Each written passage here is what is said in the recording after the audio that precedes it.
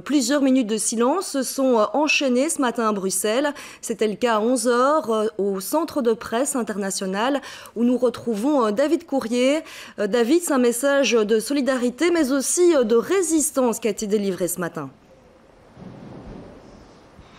Oui, Stéphanie, à la fois solidarité, résistance et surtout, je dirais avant tout, émotion. Il faut dire qu'ici, au Résidence Palace, c'est la Maison internationale de la presse, vous l'avez dit, il y avait énormément de journalistes qui avaient répondu à l'appel pour cette minute de silence que vous voyez, plus ou moins plus de 200 journalistes en tout cas, et qui brandissaient ces fameux slogans « Je suis Charlie ». Vous le voyez également derrière moi, il y a cet écran « Je suis Charlie » qui était décliné, dont la phrase était déclinée en plusieurs langues. J'ai à côté de moi Martine Simonis de l'association des journalistes professionnels. On sentait d'abord, c'est vrai, de l'émotion, j'ai l'impression. Oui, beaucoup d'émotions. Je crois que c'est important d'avoir des moments où on peut se retrouver après un tel choc, parce qu'hier c'était un terrible choc, je crois pour tout le monde. Et tout le monde s'est dit, mais qu'est-ce qui se passe? Qu'est-ce qui se passe dans nos pays? C'est vrai que des attaques contre les journalistes, il y en a partout dans le monde et tout le temps. 120 journalistes ont perdu la vie cette année dans le monde, 9 en Europe.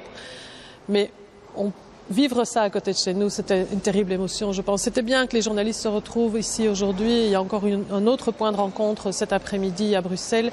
Et il y en a un peu partout dans le pays, donc je pense que c'était important. Maintenant, après ça, il va falloir continuer à travailler, et certainement. C'est ce qu'ils disent, notamment à Charlie Hebdo. Ils vont tout faire pour sortir un numéro la semaine prochaine. Il faut continuer, c'est la meilleure réponse à apporter.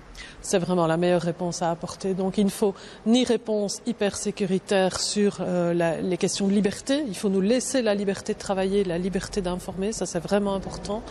Et il faut absolument laisser aux journalistes la possibilité de travailler, je veux dire, en donnant de l'ampleur à leur reportage et en faisant en sorte que tous les sujets soient traités, en ce compris les paroles de haine, le racisme, la xénophobie, le sexisme. Donc il faut continuer à travailler, plus que jamais utiliser notre liberté d'expression. Alors on vient de le voir dans le reportage de Sabine Ringelem, les rédactions ne sont pas, je veux dire, il n'y a pas des grosses mesures de sécurité qui sont placées pour l'instant. Est-ce que les journalistes belges sont en danger, oui ou non ?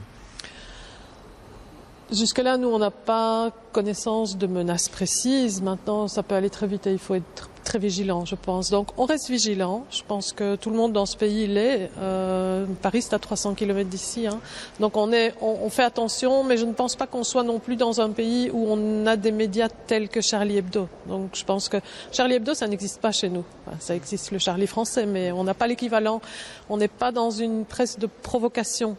À ce point-là, on a beaucoup moins de presse satirique. Donc c'est vrai que cette question-là ne se pose pas, mais les extrémismes peuvent tout attaquer.